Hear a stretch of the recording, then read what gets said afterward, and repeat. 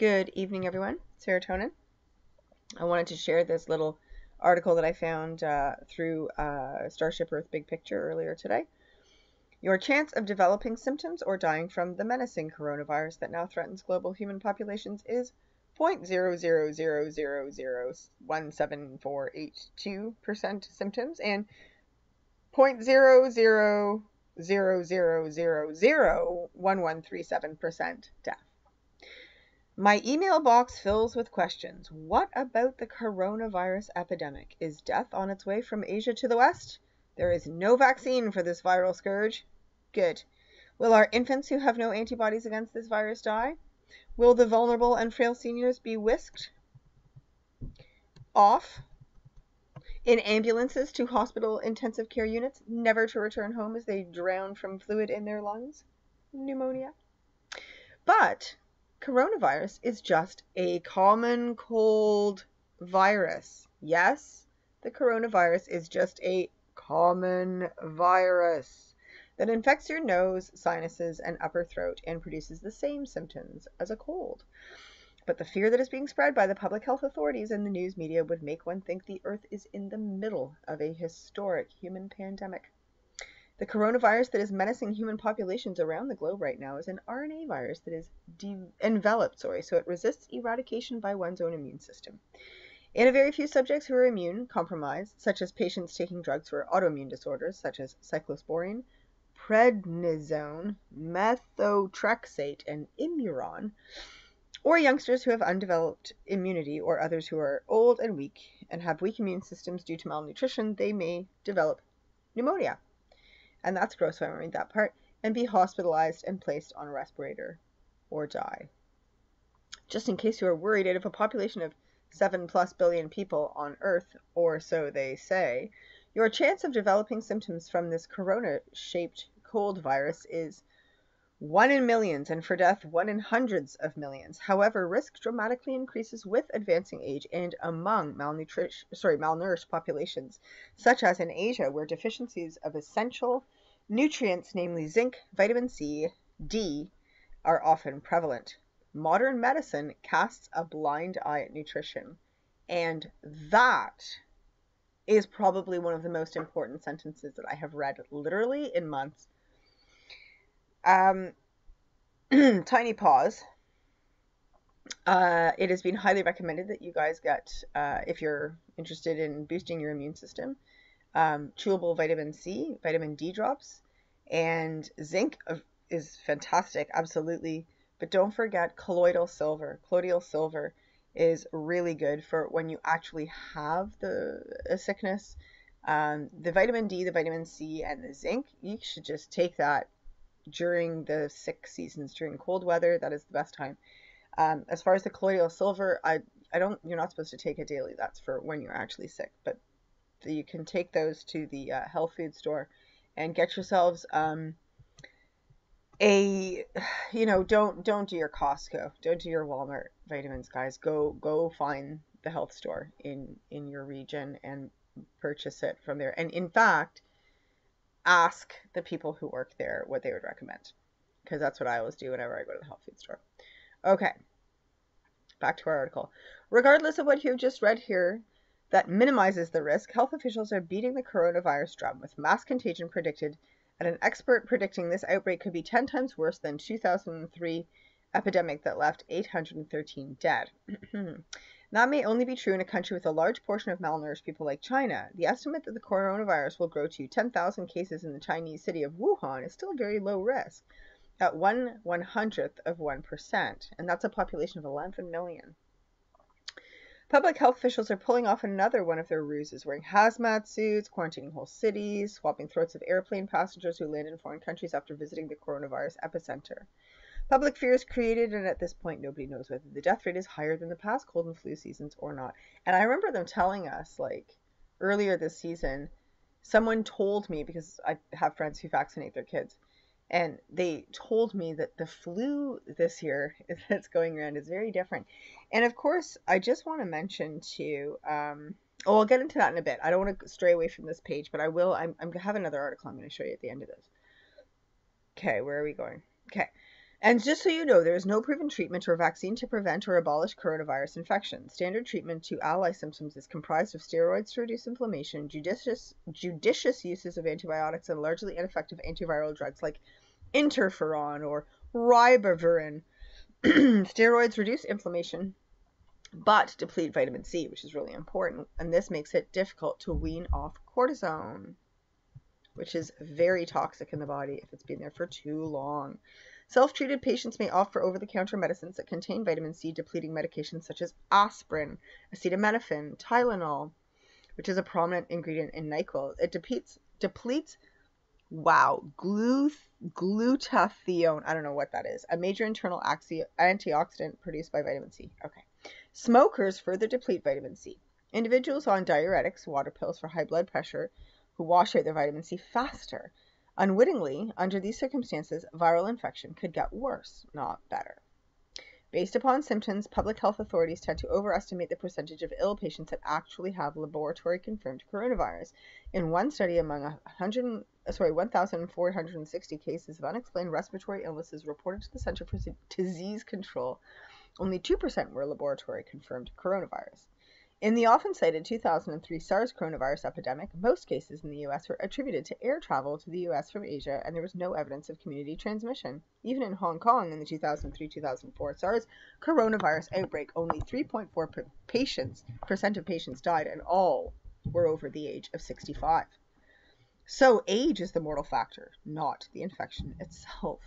The biotech industry prays for these infectious disease outbreaks to free up public funds to develop drugs and vaccines. Otherwise, the drug vaccine makers would have to bear the research and development burden on their own. Oh my goodness, that is an important piece, don't you think? If we don't freak out and demand they make these drugs, they have to foot the bill themselves. Unfreaking real. And this is the other thing they talk about a lot. The controllers with a K, as I like to call them, if we don't ask for it, then they often don't give it to us. Like, they'll do some underhanded stuff. Clearly they do a lot of that. But they really love it when they put us in a corner and get the masses to beg for them to do something. Like take away their rights for the sake of safety. You know, no more freedom, but everyone's safe, blah, blah, blah. All this kind of stuff. Anyway, moving on. All the advice to stay away from crowds, wear a mask, wash your hands is silly. That's because the lack of hygiene is not why cold and flu viruses plague the planet in winter months. It's just that winter months are when the human immune system crashes. The disease is lack of internal defense, not external exposure and transmission. The primary reason for this is plunging vitamin D levels from the lack of sunlight as the earth tilts away from the sun in the winter solstice. Sunshine vitamin D activates rapid responding class of white blood cells called neutrophils that literally blow up infected cells. While fearmongers warn the coronavirus may mutate and spread faster, the news agencies lament the stock market is crashing while spreading fear to attract readers and viewers. The 2019 coronavirus is the new mutation. By some mutations actually reduce its virulence. The irresponsibility of this news report not to inform the public that any fast mutating coronavirus could be self-limiting and rapidly peter out to a less virulent form, which we have seen over and over and over again. During coronavirus infection, inflammation, particularly in the lungs, is activated by a protein complex called NF-kappa B. Coronaviruses activate NF-kappa B, which is the key signaling molecule that provokes the inflammation that ends up filling the lungs with fluid. Any agent that targets and inhibits NF-kappa B is a candidate for quelling coronaviruses. While it is said there are no proven cures to battle coronavirus and pharmaceutical companies attempt to develop patent NF-kappa B inhibitors, there are 785 natural NF-kappa B inhibitors that have already been identified that include vitamins D, E, C, alpha-lipoic acid, NAC, which is sulfur, resveratrol, I don't know what that is, quercetin, zinc, and garlic, among many others, all commercially available at health shops. There are two immune responses in humans, the rapid innate immunity and the latent adaptive immunity. The innate immune response is considered the key regulator in the virulence of coronavirus infections. The earliest arriving white blood cells at the site of infection are neutrophils and are part of the innate immune system. Neutrophils comprise 60% of the white blood cells in circulation. Vitamin D is the governor of innate immunity. The protective benefits of vitamin D are said to lie in its ability to stimulate innate immunity and reduce inflammation. Vitamin D suppresses NF-kappa B signaling, dampens excessive inflammation while enhancing killing viruses by neutrophils. Senior adults have been found to have 2.6 times greater risk for pneumonia between highest and lowest blood levels of vitamin D. So how much vitamin D? Well, particularly in the winter months or among people who don't get much sunshine that produces natural vitamin D, children and adults need far more vitamin D than is recommended. Due to a miscalculation, the need for the supplemental vitamin D is underestimated. Adults need 8,000 units a day. Infants, 1,000, and children over age 1 year, 3,000. The daily value published on the back of bottles of vitamin D is 400 to 800 units, which doesn't even raise the blood levels. This locks at a certain amount of otherwise preventable disease of the population at large. This is akin to allowing some pyromaniac to start fires just to show off how fast fire departments respond. In sunshine equivalents, 400 to 800 units of vitamin D is 5 minutes of midday skin sun exposure.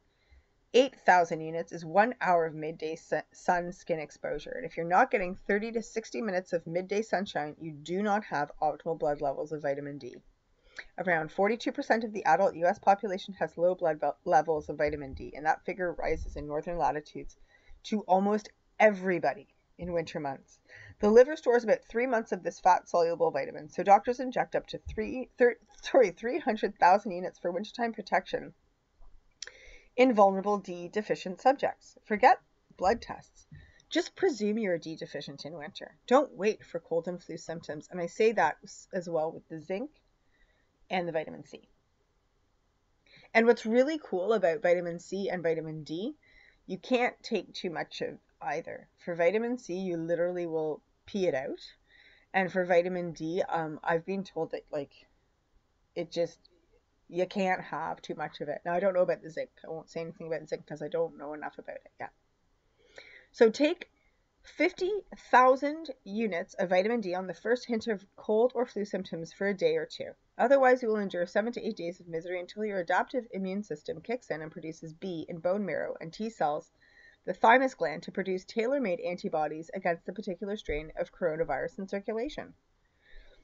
One of the problems with the human immune system is that it over-responds. An over-aggressive arrival of neutrophils can induce deadly inflammation in the lungs. To normalize the immune system so the neutrophils don't over-respond to produce inflammation themselves, that then results in your lungs filling up with fluid, vitamin D and red wine molecule resveratrol. Normalize the immune response. Resveratrol by itself is a potent antiviral agent against coronavirus. In a lab dish, resveratrol completely blocked viral replication, even at a low concentration. Zinc to the rescue. With advancing age, humans are increasingly susceptible to viral infection. No one knows why for sure this happens, but some scientists observe that this increased risk with advancing age correlates with a decrease in T cells, probably from the thymus atrophying with age and producing fewer T cells to fight off infection. Don't believe this. T cells are produced in the thymus gland located under your breastplate bone. Freshly made T cells in the thymus will generate tailor-made antibodies against the particular strain of virus you're exposed to. This age-related susceptibility to infection is associated with a significant reduction in the magnitude of the viral T cell response. T cells generate a memory antibody response and are able to clear viruses and protect against lethal infection. T cells produce lifelong immunity. The thymus gland shrinks from the size of a walnut in youth to the size of a pea in old age. It's largely due to lack of intake or poor absorption to the trace mineral zinc. Zinc inhibits growth and replication of RNA viruses like coronaviruses. The only food that contains an abundant amount of zinc is oysters. Sufficient zinc intake is only achievable from consumption of a variety of food. Very young children are often picky eaters, and zinc deficiency is rampant amongst young children throughout the world. For example, studies showed 70% of children under 5 in Vietnam were zinc deficient and 49% in Colombia. Zinc lozenges that provide 18 milligrams or more of zinc gluconate or acetate, zinc acetate is the best, and don't swallow them, can rapidly quell a common cold virus like coronavirus. Orally ingested tablets and liquids and syrups are less effective. not infective, effective, sorry. Be watchful. Many brands of zinc lozenges do not provide enough zinc. Zinc lozenges shorten common colds by 6 to 7 days. Don't be duped by all the fear-evoking news report. Turn off the television. You would never imagine public health authorities plan these epidemics. The current planned epidemic eerily follows the script of the 2011 movie Contagion, which shows the virus originating with a bat in China. Just like the human immune system can over-respond to infection, the World Health Organization, the Center for Disease Control, overreact to imagined pandemic. In either case, vitamin D is the antidote. Be wary of what you read in the news reports. An uninformed populace is blind. And remember, in the land of the blind, the one-eyed man is king. What a great article. So I just want to just show you one more thing that I wanted to get at here about the same subject. There's actually a couple of things that I wanted to show you here. And I'm sorry, my computer's a little slow.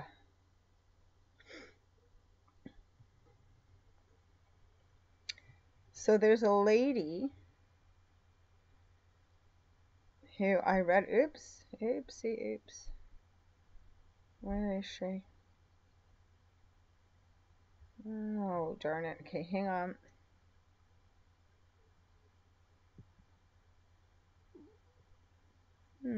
I'm just going to check it over here. Sorry, guys. No, it's a real bummer because now that I've just read that entire article, I'm not going to re-record this. So I'm just going to have to wait for my computer. Taking its sweet time.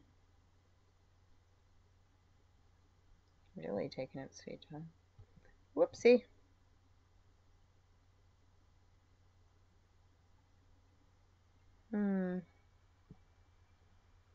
Oh, darn it.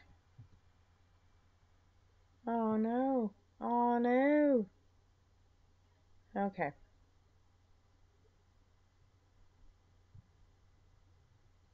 Just gonna go through this again. Oh, I'm so bummed.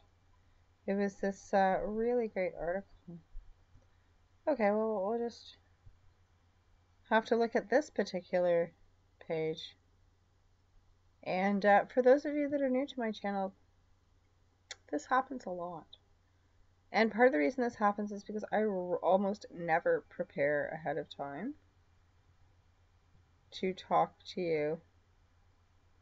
Oh, no, it wasn't in this one. Okay, well, I can't find it right now.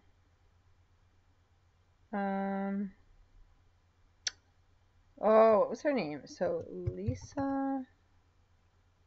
Here we go. Hello, computer. Fantastic. So this is it. This is exactly what I wanted to show you. All right. This is a really fantastic video. This is this woman, Lisa Haven, and she has her own website. And it's quite full on. She's, whatever. She's really put a lot of work into this.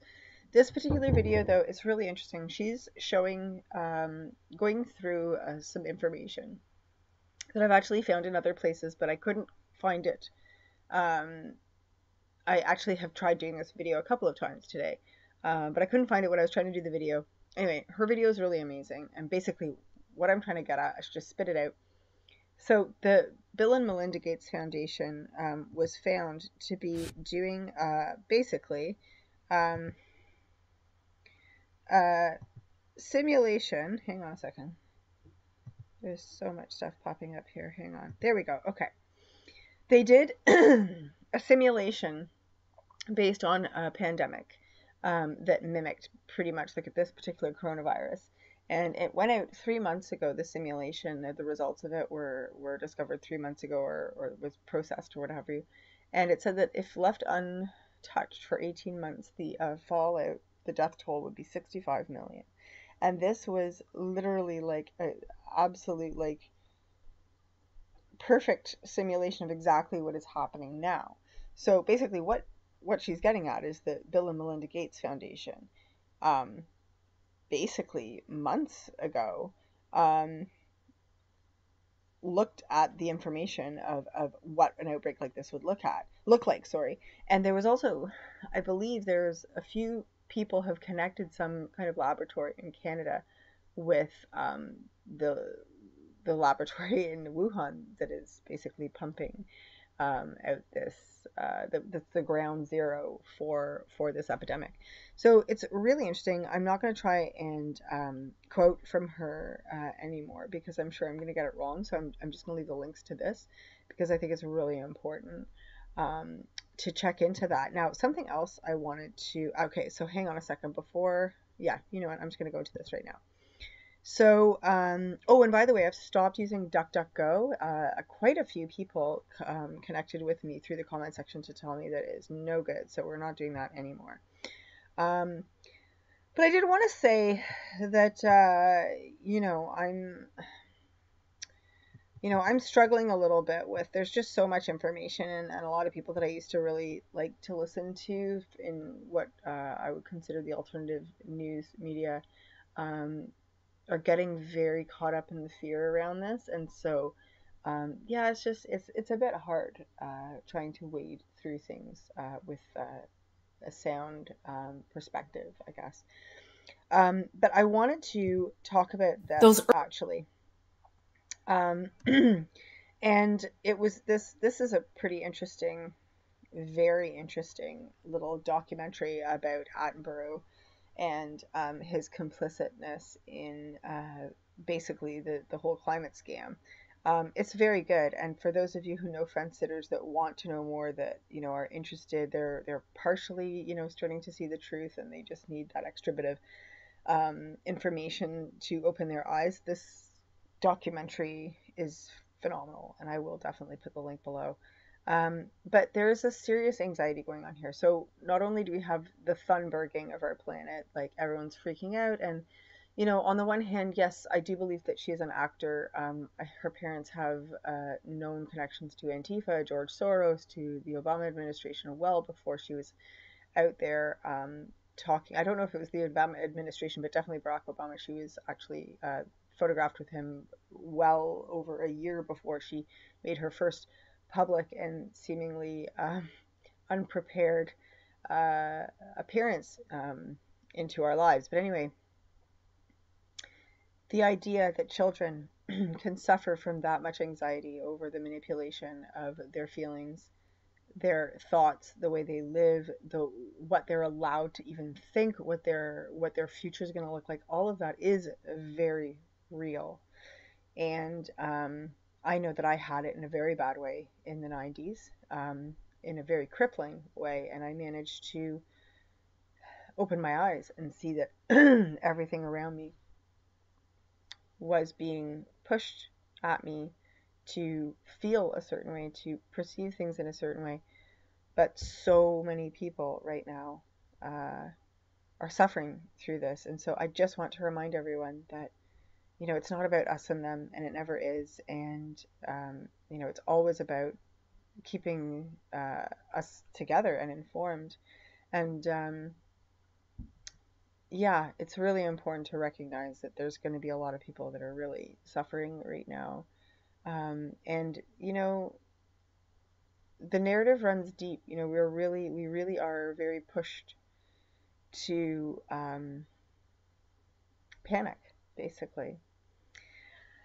Anyway, so there's the Attenborough Arctic Betrayal. I want you sorry, I don't want you to do anything. I mean, you do what you like, but I will put that in for your links and whatnot. If you're interested, please do check it out. This, as I said, I really didn't want to paraphrase her any longer because this is not my piece, and she's very well spoken and very good researcher. So this is a very interesting thing.